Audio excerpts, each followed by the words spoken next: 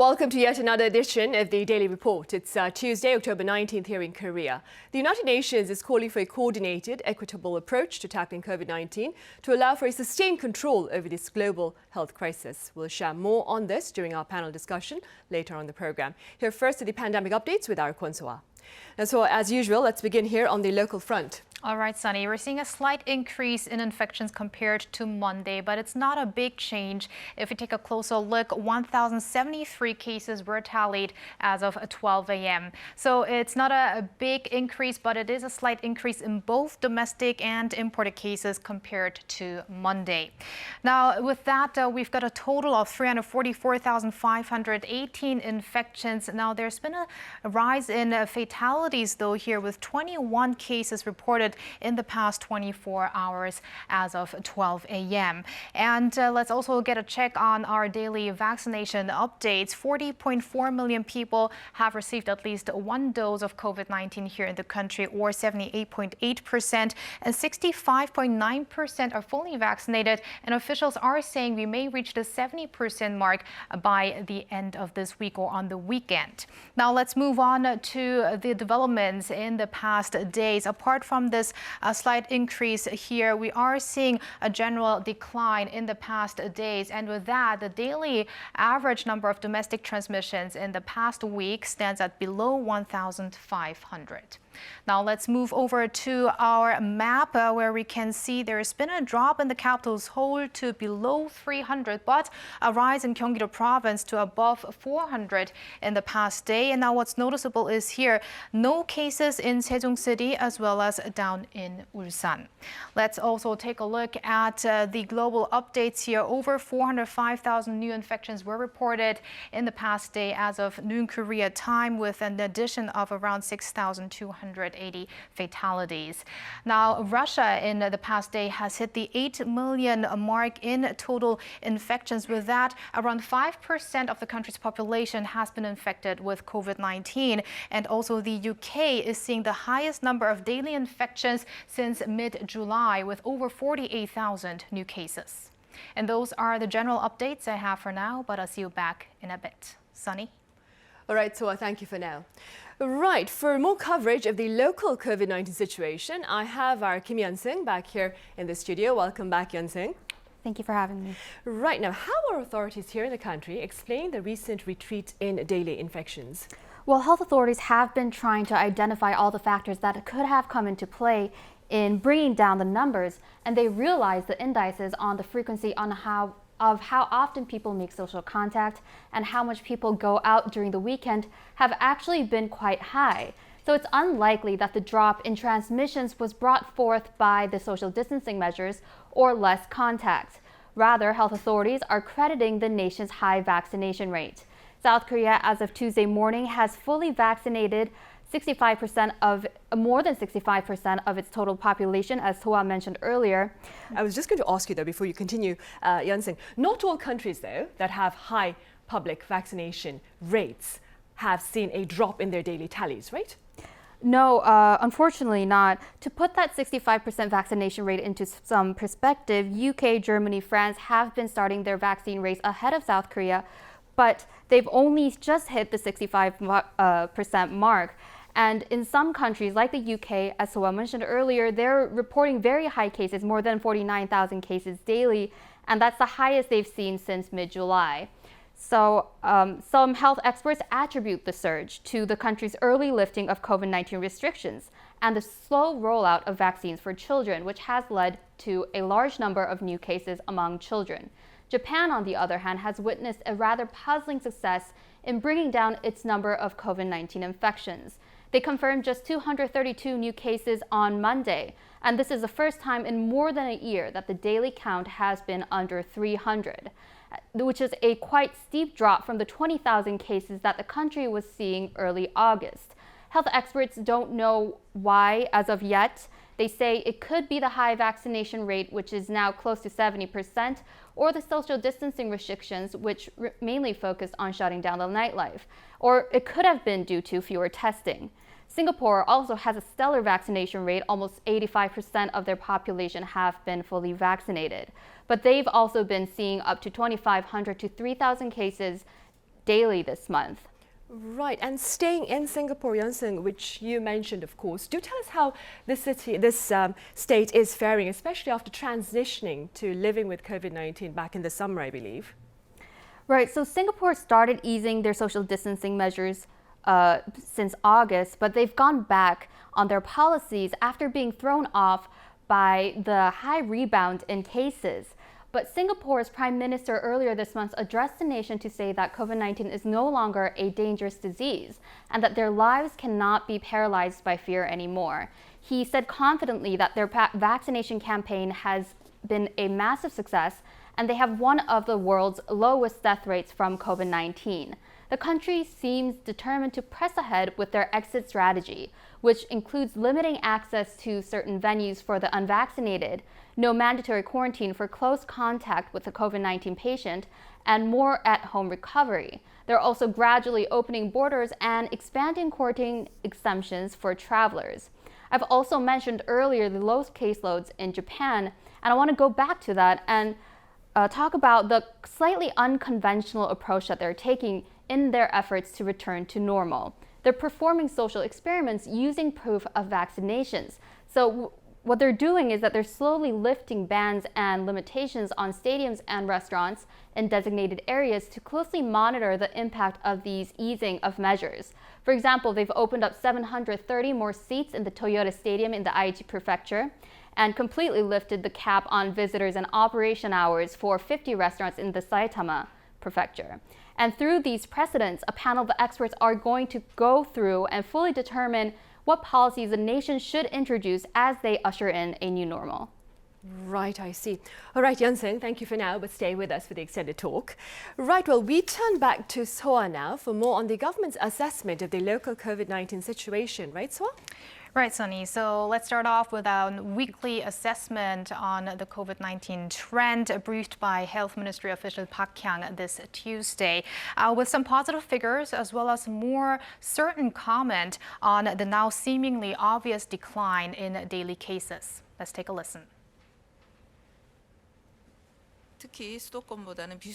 There has been a big decline in infections, particularly in areas outside the capital region, and weekly case counts have dropped for the second straight week. Also, when compared to an average of 2,488 cases seen in the last week of September, it's a drop by around 37%. The reproduction rate in the past week fell below 1 for the second consecutive week, standing at 0.86.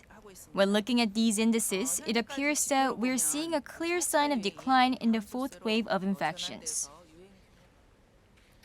But, Sunny, despite the overall drop in cases, the number of people in severe or critical condition stood at 368, and that's a rise by 7 from the previous week. And also 84 people have died in the span of a week, and that's a rise from 56 the previous week. Right, and staying with the death toll, so I believe earlier on you mentioned 21 people lost their lives in the span of 24 hours here in the country. What are officials saying about that? Right, Sunny, good that you mentioned that, because this is actually the highest daily death toll since the fourth wave of the pandemic started here in Korea. So what's attributing to the sudden jump, according to authorities, is the number of patients in seriously or critical ill condition that got seriously or critically ill. That is, during times we had over 2,000 and 3,000 daily infections, meaning patients that were in intensive treatment may have died now, despite daily cases now being lower than in previous weeks.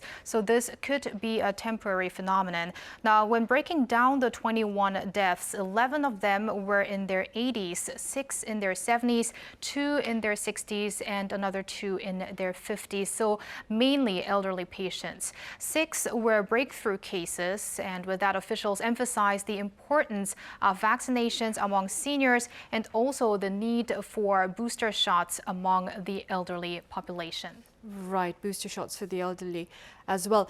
So, going back to our recent decline in the daily tally, are we looking at a further decline in the days to come? Have authorities mentioned anything about this trend? Right, Sunny. As we have been in the low 1,000s for the past 2 days, there is some anticipation that the infections may even dip down to the triple digits, as we have been in the 4-digit range for more than 3 months now. But despite the government's clear assessment that infections are seeing a downward trend, in the near future, anything can happen. So let's take a listen to remarks by official Park Kyang again, and also followed by Prime Minister Kim Boo-kyum.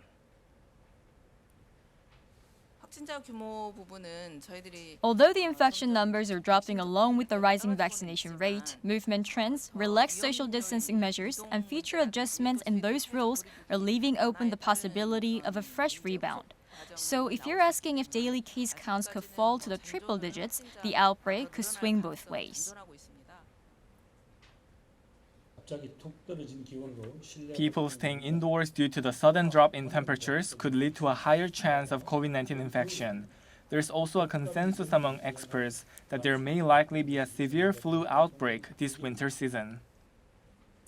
Now, the Prime Minister noted that last year we could avoid a twindemic thanks to the cooperation of the nation's people. Twindemic, of course, meaning the simultaneous outbreak of the seasonal flu along with the COVID-19 virus. But with the phased return to normalcy just around the corner, he stressed that we must do all we can to get us safe through the winter. Right, and of course to get ourselves vaccinated. Yes. And speaking about vaccination, teenagers aged 16 and 17 have started their vaccinations, that is, on this past Monday. And the public had quite a number of questions to ask authorities about the safety and efficacy of vaccinations for our teenagers. And for that, I have Yeon-suk. I turn back to Yeon-suk, that is. Yeon-suk, what do you have for us on that front? Right, so I would imagine as a teenager or as a parent or a guardian of a teenager who's considering to get vaccines, there's going to be a lot of pressing concerns about whether it's safety or about, they may be concerned about whether my kid is going to get ostracized for being unvaccinated. Well, the government is currently making sure that there's no any bullying or ostracization among kids if they're unvaccinated. So I wanted to mention that first.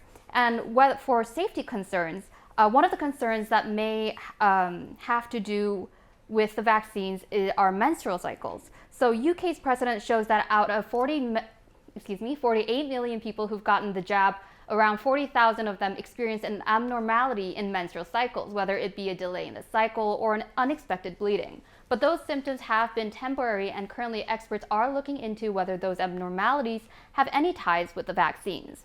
Medical experts in South Korea are also closely looking into the issue as we speak.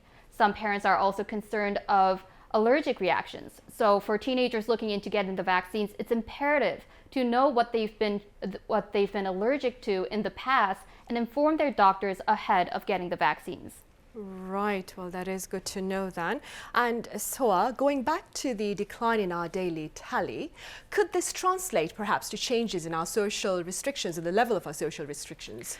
Well, Sunny, many people might be asking that question because you know that we recently just extended the social distancing measures for 2 weeks. But what would happen if the number of cases drastically drops and the capital region, for instance, has a number that would be according to the 3-tier system? So according to an official earlier at the briefing today, there is highly likely that nothing will change in the next 2 weeks. And officials have also been mentioning that they hope that it's going to be the last time that we're going to be under this current 4-tier social distancing scheme. So let's take a listen to what official Son Young-nae had to say at an earlier briefing in regards to this issue.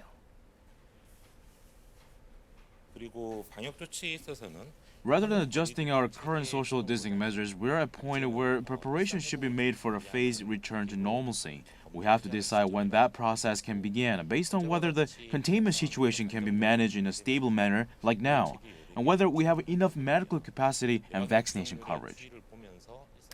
So deciding when we will actually turn to that phased return to normalcy. That may happen at a committee later this Friday, when the committee that is in preparation for that return to living with the COVID-19 virus will hold its second meeting, which will be attended by the private sector as well as the government. So maybe we will have more on that later this week. Right, and if we do, I know you'll bring us that coverage as well. Of course. All right, so thank you as always, and Yunsen, thank you for your coverage as well. Thank you.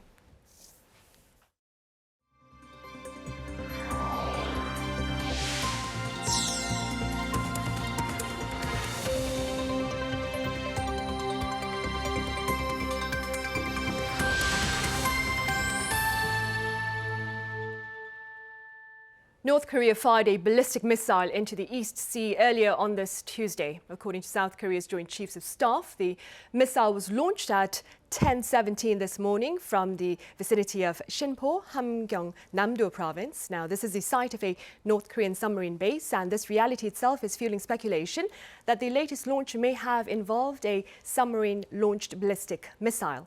Now, the military here is closely monitoring the situation and also cooperating, that is, with the U.S. to maintain a high state of defense readiness. Immediately following the missile launch, the Presidential Blue House said it will hold a meeting of the National Security Council on Tuesday to further discuss the matter. Meanwhile, top nuclear negotiators from South Korea and the U.S. have reiterated their government's commitment to engaging North Korea and to establishing peace and stability here in the region. Our Yoon Jung-min reports. After a meeting with his South Korean counterpart Do Gyu-duk on Monday in Washington, U.S. Special Envoy Sung Kim reiterated that Washington remains committed to working closely with Seoul and Tokyo to achieve complete denuclearization of the Korean peninsula. The U.S. continues to reach out to Pyongyang to restart dialogue. Our intent remains the same. We harbor no hostile intent towards the DPRK, and we are open to meeting with them without preconditions. But he added that the U.S. also has a responsibility to implement UN Security Council resolutions when addressing the regime. The U.S. envoy said he and his Korean counterpart discussed South Korean President Moon Jae-in's proposal to declare an official end to the 1950-53 Korean War, adding he looks forward to continuing those discussions. The American diplomat also touched upon the Biden administration's focus on human rights issues in North Korea, as well as humanitarian concerns. He added the U.S. supports the provision of humanitarian aid to North Korea while urging the North to resolve the Japanese abductee issue. South Korean Special Envoy Do told reporters that he and his U.S. counterpart discussed ways to engage with North Korea, including joint humanitarian cooperation projects and meaningful ways to build trust. The two diplomats have recently been discussing providing the North with humanitarian aid as part of measures to bring Pyongyang back to the negotiating table. He added they had more talks on the Korean government's proposed end-of-war declaration. Most of today's discussion has been spent on in-depth consultations on the end-of-war declaration. We believe the U.S. side has deepened understanding of our plan for the end-of-war declaration through a series of recent talks. Sung Kim plans to visit Seoul later this week for more talks. On Tuesday in Washington, chief nuclear envoys from South Korea, the U.S., and Japan are set to meet for talks on North Korea. It's been a month since the three last met in Japan. They have been stressing the importance of trilateral cooperation on North Korea issues. Yoon Jung-min, Arirang News. And staying in Washington, U.S. Secretary of State Antony Blinken has been holding talks about North Korea's and Iran's nuclear ambitions with the head of the International Atomic Energy Agency, Rafael Grossi. Now, voicing support for the agency's monitoring activity, Blinken claimed that he and his counterpart had much to cover. And it plays a critical role in helping to forge cooperation on the peaceful uses of nuclear power. So there's a lot to talk about today. Needless to say, Iran is a big part of the focus. The Biden administration is hoping Iran will rejoin the 2015 nuclear deal that Iran left soon after the Trump administration pulled out in the year 2018. Talks between Blinken and Grossi follow the agency's report back in August that claimed North Korea had resumed operations at its main nuclear facility. China has rejected reports that it test-launched a nuclear-capable hypersonic missile this past summer. The rejection follows words of concern by U.S. authorities who were reportedly, caught off guard. Our Kim Hyo-sun explains. The U.S. government has expressed concern over reports China recently tested a nuclear-capable hypersonic glide weapon. Quoting numerous sources familiar with the matter, the Financial Times said Beijing tested the weapon in August and that it caught U.S. intelligence by surprise. In response, Washington's disarmament ambassador Robert Wood expressed deep concern while speaking in Geneva, adding no country knows how to detect or intercept such advanced technology at the current time. Hypersonic weapons are difficult to defend against as they fly at lower altitudes than ballistic missiles, but at over 5 times the speed of sound. U.S. Defense Secretary Lloyd Austin said Washington is closely monitoring China's development of armaments and advanced military technology, but he refused to comment directly on the report in the Financial Times. White House Press Secretary Jen Psaki also said the Biden administration is concerned about the report, but stressed that U.S. policy toward China remains consistent. Just generally speaking, we've made clear our concern about the military capabilities that the PRC continues to pursue, and we have been consistent in our approach with China. We welcome stiff competition, but do not want that competition to veer into conflict, and that is certainly what we convey privately as well. China's foreign ministry denied the report, instead claiming it was a routine test of a space vehicle. It is a routine test of the spacecraft to verify the reusability technology of the vehicle. This is of great significance for reducing the use cost of spacecraft and could provide a convenient and affordable way to make a round trip for mankind's peaceful use of space. The spokesperson also said the trial happened in July, not August, adding many countries have conducted similar tests. China's space program is run by the Chinese military and thus is closely tied to its agenda of developing hypersonic missiles and other next-generation tech that could possibly upset the balance of power with the U.S. Kim Hyo-sun, Arirang News. Several members of the OPEC Plus are struggling to raise oil output to satisfy their quota levels. Citing relevant sources, Reuters reported Monday that countries like Angola and Nigeria failed to boost production due to underinvestment and maintenance problems. Pundits believe these challenges will continue to plague West African producers for the time being. Meanwhile, Saudi Arabia is also defending its policy of gradual production hikes, despite calls from major consumers like the US for greater supplies. The first Bitcoin-linked exchange-traded fund will debut on the U.S. stock market Tuesday local time. Now, company officials say the gist is to ensure access to Bitcoin with the convenience, liquidity and tradability of an ETF. Our Min Soo-kyun has more. Cryptocurrency enthusiasts are bracing for the first Bitcoin futures exchange-traded fund to begin trading soon.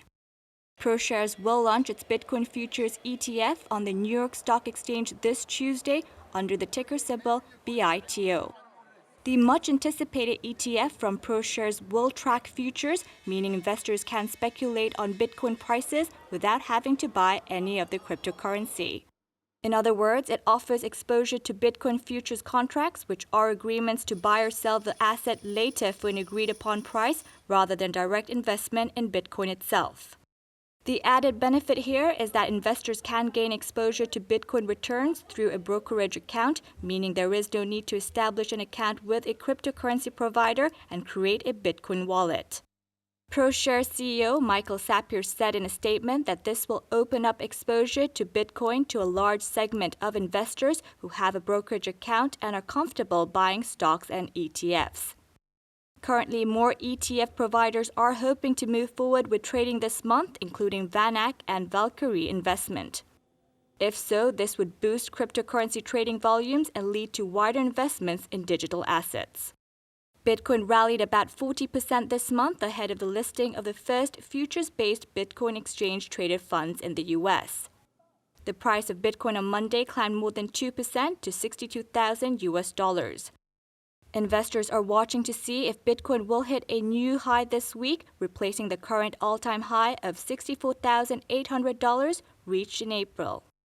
Min Suk-hyun, Arirang News.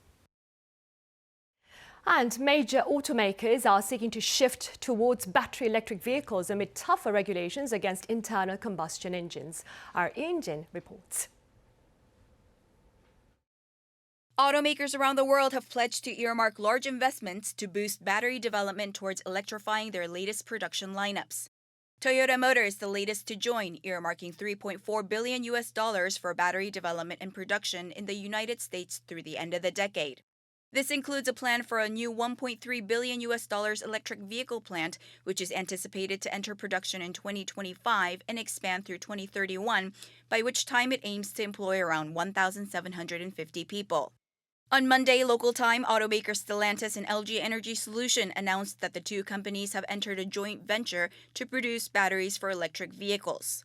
The battery cells and modules will be produced at the LG Energy Solution plant, which will supply Stellantis assembly plants in the United States, Canada, and Mexico for installation in its electric vehicles.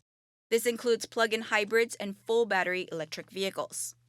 Under this new partnership between Stellantis and LG Energy, the companies plan to build a new battery manufacturing plant with a yearly production capacity of 40 gigawatt-hours. The location of the facility is still under review, but plans to break ground are set for the second quarter of 2022, with production to launch by 2024. There's a need for more battery plants as environmental regulations continue to become increasingly tougher, while car buyers show increasing demand for electric vehicles. Ian, Arirang News.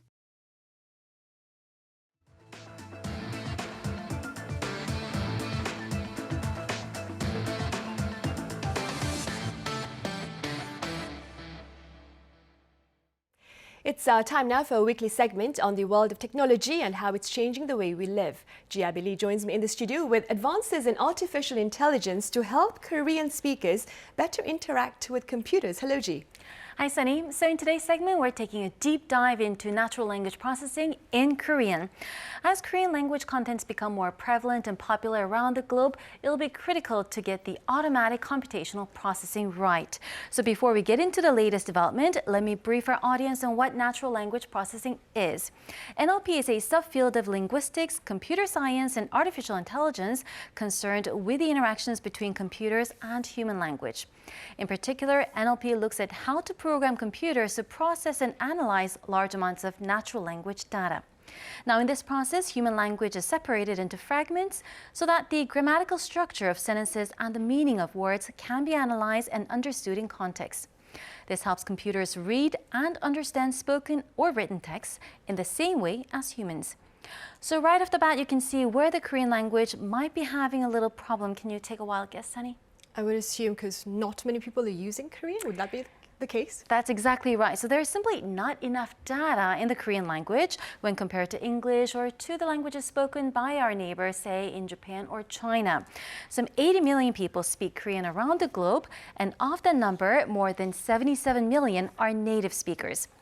Now let's compare that to English. About 1.4 billion people around the globe speak English, but the majority aren't native speakers, with only 160 million speaking it as their first language. Right. Were you about to say 360 million speaking it as a that's first right. language? Right. Now, so how are scientists here, Ji, trying to deal with this challenge of not a lot of people speaking Korean? So obviously, they cannot really increase the number of Korean speakers overnight, but what they can do is make the analyzing process more efficient and accurate. So recently, some 30 AI scientists have joined forces to create a benchmark for Korean natural language understanding. NLU, which is sometimes called natural language interpretation, is a subtopic of natural language processing, focusing on the machine's reading comprehension. The new benchmark is called CLUE, K-L-U-E. CLUE was accepted as Korea's dataset benchmark for NLU at the Conference on Neural Information Processing Systems on October 13th. New Lips is the biggest conference for artificial intelligence. AI startup Upstage led the project in collaboration with Naver, Kakao Corp, KAIST, NYU, and more. Another AI startup, ScatterLab, also participated in the project, and we're going to talk more about the company in a bit. Right. And like you mentioned, given the popularity of Korean cultural contents on the international arena, I would have assumed that the presence of an NLU database for Korean would have been available much earlier.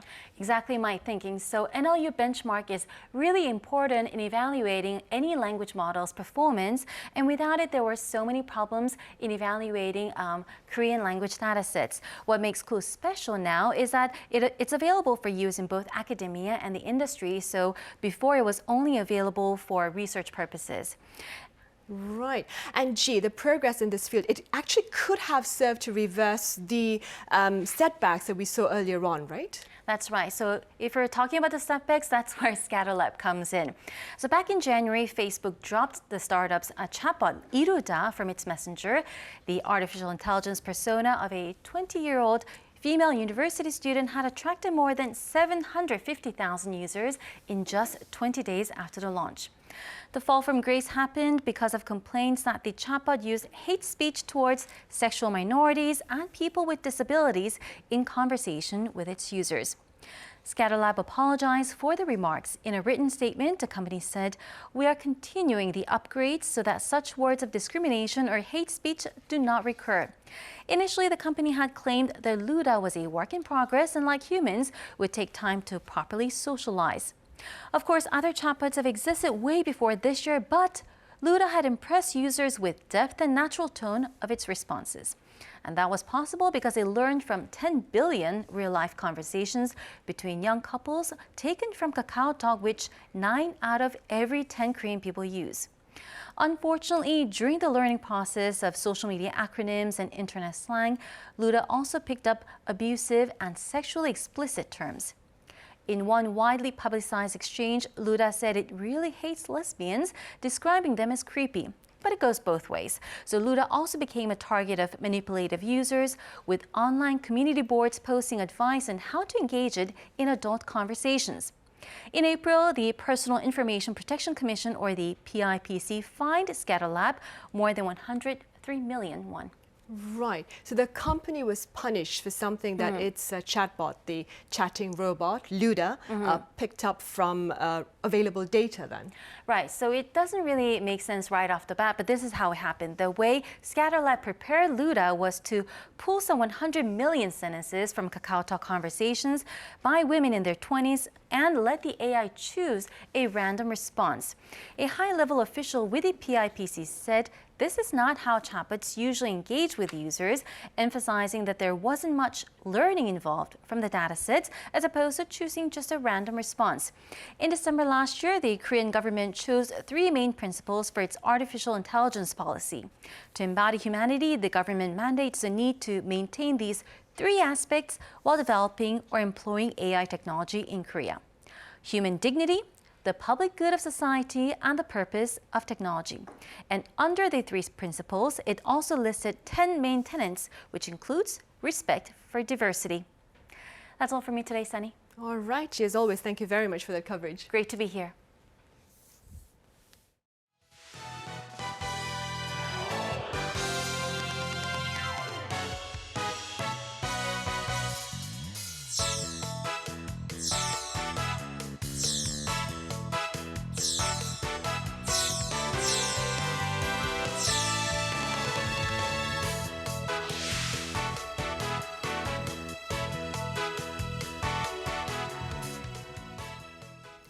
The world continues to witness alarming inequities in access to COVID-19 vaccines. According to the World Health Organization, over 6 billion doses have been administered across the globe, and some 75% of those doses have been offered in just 10 high and upper middle income countries. For more on the situation, I have Professor Yu Byung-wook from Suncheon University. It's been a while, Professor Yu. I also have Professor Son Ho-jun at Johns Hopkins University joining this session virtually. Professor Son, it's good to see you again. Hi, Sunny. It's great to be back. Right. We'll start here in the studio then. Professor Yu, let's begin with the severity of the inequality in COVID-19 vaccination coverage across the globe. Well, already more than 6.65 billion is the doses being administered in globally. But we have to look to the other countries, our neighbor countries, how much percentile cover their population. We have a very tragic percentile I got it, only 2.7% of low-income countries done with administered is COVID-19 vaccination. So because last 4 weeks I was busy because I went to the Central America for the Korean government issues. I've been there. This country been very rapidly coverage about COVID-19 vaccination for high income groups, but low incomes and other groups still very far from the vaccination. So COVID-19 was kind of infectious disease, but from now on I can say this is for judged by poverty, extreme poverty, or the advanced countries, developed countries, or developing countries. Depend on the governance and who are managing. It's not only issue of the technologies. So who don't have enough the coverage for financially and the governance can manage about it, the people are fine. But as you know, this COVID-19 is pandemic still. Some countries are covered by vaccination. They believe they are free from and with the corona. But you know, globals is like the marble is lounge. Probably we not take care of another world with another hands, virus will attack back our back again. Right, so we need to contain the virus globally, of course. And Professor Son, what are your thoughts on this unfortunate reality? Yeah, so you don't have to be a public health expert to really assess this unfortunate global health inequities, right? And especially with the vaccine, the polarization of the vaccine distribution. These types of problems exist within ourselves, in our communities, and across all social economic demographics within the country and across the globe. And unfortunately, I do find this as a big concern as a global health issue, where we're setting another bad precedent in achieving global health equity. And we've seen this problem with other infectious disease, such as TB, malaria, HIV/AIDS, and other types of disease, as well as the chronic disease. And you see that low and middle-income countries are having this burden of both infectious and non-communicable disease. And the problem we see here is that I think we understand that it's not just the technology problem, as Dr. Yu said. It's the issue of how we are able to working towards redistributing the wealth of the wealthiest to those who are more needy. We do this in our social equity problems within the country. We need to do this at the global level in order to solve these, just starting from the vaccine inequity problems to all of the health inequities. Right. And Professor Son, the World Health Organization hopes to see 40% of the population in all countries fully inoculated by the end of this year. And it adds that supplies are adequate for this goal. And yet, like you mentioned, there are problems in vaccine distributions. Why? Yeah, so vaccine manufacturing process, as with the vaccine development, is a very, very complex problem issue. And it's a very delicate process. We've already seen in the earlier vaccine distribution, even Korea has suffered a lot of issues of securing enough vaccine dosage within our country. And we are considered more of a fortunate country, which are more developed to cope with these types of infectious disease disparities. And this is resulting from manufacturing process that has multiple components that needs to be assembled together in a very highly quality controlled facilities. And these facilities are only very few across the globe. They are more concentrated in the higher income, middle income countries. And we've also seen AstraZeneca production issues within India too. So when these production facilities in countries suffer from some of the production issues, there's a significant shortage. There's also a limited number of currently approved vaccines that are available types. So the more types that are going to be available that are approved, I think it will solve the problem a little bit more. But I think there is a huge production issue that we're facing that is currently not meeting the demand. Right. And against that backdrop, in the meantime, as part of efforts to perhaps bridge the widening gap in access to COVID-19 vaccines, Professor Yu, a number of countries, including Korea, are seeking to share their supplies with countries in need. Could you tell us a bit more about these efforts? Well, these days, when Korean government decide to share, it's like exactly donating product to Vietnam and the Thailand, which is, well, let me say, welcome. But point on my comments, if we decided to donate it 2 or 3 months before, probably the people of Vietnam and the Thailand people are welcome. But now, Korea, we are donated to AstraZeneca brand to that countries because AstraZeneca one is not administrating much in Korea. That moment, yes, we can be share with our certainly having enough the coverage.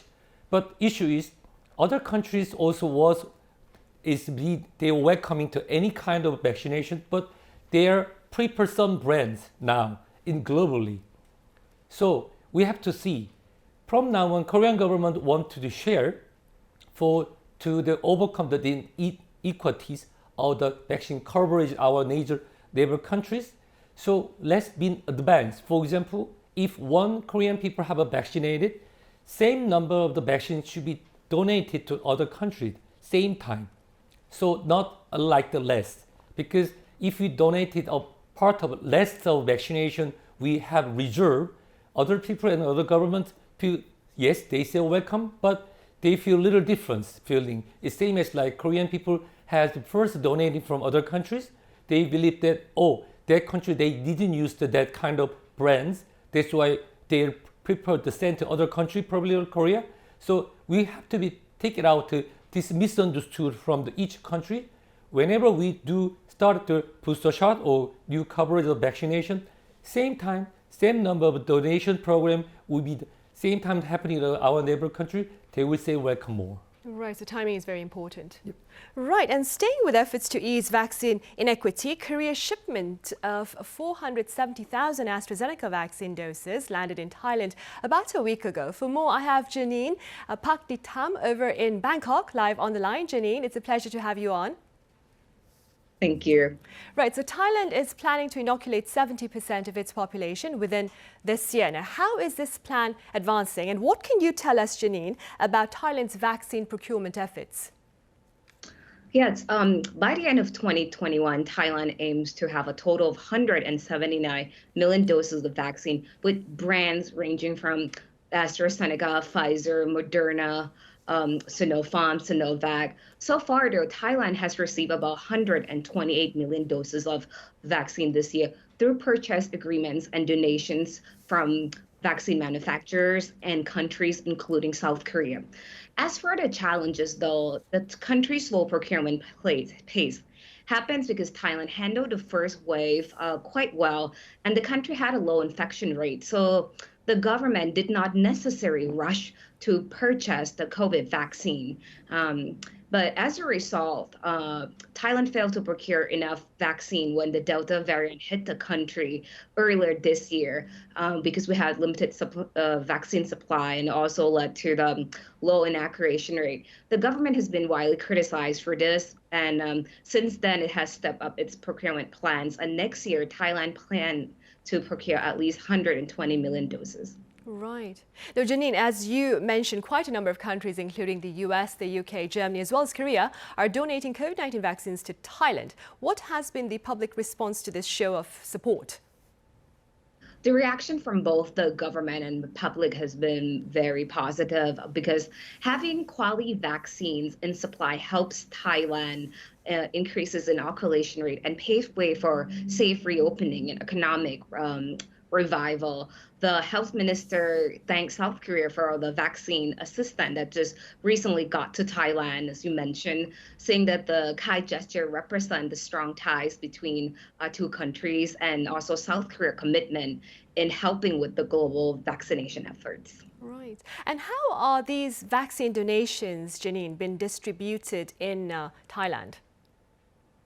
So there are currently 18,000 South Korean nationals living in Thailand, and they will be the first to get the vaccine, the donated vaccine. Thailand has limited vaccine supply, and authorities have made it a priority to inoculate people living in big cities, especially Bangkok and Phuket. These are popular tourist destinations as well, in order to accelerate their reopenings. But a decent amount of Thai has received Sinovac vaccine. This Chinese-made vaccine has been deemed less effective against the highly contagious Delta variant by some. So in order to remedy this, the government has been giving boosters of the AstraZeneca vaccine to people who receive Sinovac. I see. Janine, one final question. Thailand is poised to open its borders to vaccinated travelers, quarantine-free, starting next month now. What are the prospects for Korean visitors to the country? So the Thai government has not finalized the list of countries as we speak.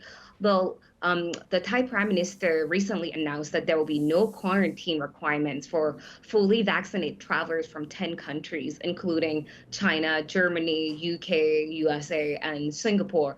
However, he has not named the other 5. It's likely that these 5 countries would be the countries that Thailand can get large number of tourists. So we'll have to wait and see. Right. All right, Janine, thank you very much for the latest on the COVID-19 situation over there in Thailand. My pleasure. Right, and Professor Son, last week member nations of the World Trade Organization failed yet again to reach a consensus on the lifting of intellectual property rights for COVID-19 vaccines. Could you tell us a bit about where we stand with regard to efforts to temporarily, that is, suspend patent protections for COVID-19 vaccines? Right. So it's a complicated process. The IP waivers or patent waivers, we call it. Right. It's not just, as I mentioned, the vaccine production process is a multiple component process that needs to be manufactured together. Each component maybe have patent rights in itself. So it's not just the single company's decision to open up their patent rights. It's multiple parties that are engaged in this process. Also, the other thing is that when you think about this, if you provide a treasure map to a person, and everyone cannot find that treasure island because someone needs to have the navigating power and the experience to navigate through the different waters to get to the treasure island. It's the same thing. That having the patent rights to vaccination, the vaccine production, or the technology component of the vaccine does not necessarily mean that countries can start the vaccine production process immediately overnight. Also, there is an issue with a smaller number of countries and facilities are able to produce vaccines. They are being highly quality controlled, and there are concerns of vaccine quality control too. So expanding these needs to be happening before we talk about these IP rights issues. Again, and then as the WTO failure to reach an agreement, the countries are making process to make these regulatory being lifted for IP rights, but it does not necessarily mean that one country doing it gives all other countries needs to follow. So it's a very complex process, and we shouldn't be always relying on this IP rights be the ultimate solution to this vaccine shortage problem. I see. And moving forward, Professor Yu, Moderna, for its part, has shared intentions to build a plant over in Africa to produce up to 500 million doses annually for use within the continent. What are your thoughts on this plan? First of all, I'm saying welcome, because the global pharmacological company, so they be blamed because they're chasing only the profits before, but they are trying to build up this sort of new build chain for the provider only African countries would be good. But you know what? They don't ask the fish. They want to how to fishing, which means exactly I went to the African country last year. The problem is the cold chain issues, not only shortage of the vaccination. There are no basic infrastructures to providing to the vaccination for the basic vaccine like measles and tetanus something. Because of lockdowns in the condition of COVID-19, basic vaccination not done well. So my concern is a couple of years later, measles, tetanus, pertussis, and chickenpox can be another endemic area in Africa. So yes, we will welcome. So build up the factories and some kind of new job opportunities for African people. Let me say welcome, but at the same time, let's help to build up how to fishing. So transfer the technology. Same time, we will build up the cold chain can be delivered at the proper time, proper place. This is my wishes. Right, and building on your metaphor about the fish, it's like give a man a fish, you feed him for a day. Teach a man to fish, you feed him for a lifetime. Is that what you're getting at? Right. Professor Son, the global health body's COVAX platform had initially planned to deliver 2 billion vaccine doses to less privileged countries by the end of this year. Now, according to one report, though, COVAX has so far shipped some 300 million doses only. What is challenging COVAX's commitments? I think it's multiple factors. I mean, countries donating or gifting vaccines to COVAX facilities, one thing. We have natural tendency to protect our own people too. And, prioritizing people in your country, more higher income countries were the issue too. The other thing is that countries like Korea, we've also gotten some share of COVAX vaccines, right, early on. And high-income countries, the countries that have more infrastructure capacity to cope with these public health crises, have been taking some share of these COVAX vaccines. So the prioritization is still happening, but there's far less vaccine that are procured within the COVAX system. And then there are vaccines that are, of these vaccines that's procured, a good number of countries that are able to cope with the COVID situation have been taking a bit of stock of these vaccines. So that's a problem. Professor Son, the WHO says 70% of the global population should be fully vaccinated by September next year then. Right. What can the international community do to facilitate this goal? Very briefly speaking. Yeah, no, I think I think as of today, I looked at the New York Times tracker. The global trend is about at 50%. So I think it's not too far behind in terms of achieving this 70% by mid-2022. The problem is that we have a lot of countries in Africa that are really in the 2% range, less than 10%. So we need to really address these smaller countries that are much more less privileged. Make sure that the vaccines are distributed equitably. Equitably doesn't mean that we deliver same amount of volume to all of the countries. We need to deliver to the countries that are most needy. So we need to really prioritize and think more innovatively in terms of the distribution of the vaccines that we have. And then also establish, like Dr. Yu have said, continue investing in other countries, helping them out in establishing better healthcare infrastructure, because that will help us fight next set of pandemic if there may be. And I think we are bound to have those types of surge in the future as well. Right. And Professor Yu, I think we have about 30 seconds. What can pharmaceutical companies do for their part to assist in efforts to allow for equal vaccine coverage across the globe? Please show your hands, make the shake hand for the collaboration.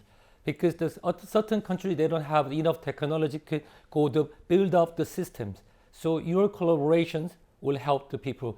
We are working for the love for humanity. Don't forget about it. Because if we not take care of the third country, they need help, probably other unknown infectious disease will attack our lands again. Right. All right, Professor Yu, thank you very much for your kind words. And Professor Son over in Daegu, thank you very much for your thoughts and your time. All right, thanks very much. Right, well, the simple wisdom learnt as early as in kindergarten is that sharing is caring. Perhaps compassion should take center stage in our next step out of the pandemic. Thank you for watching.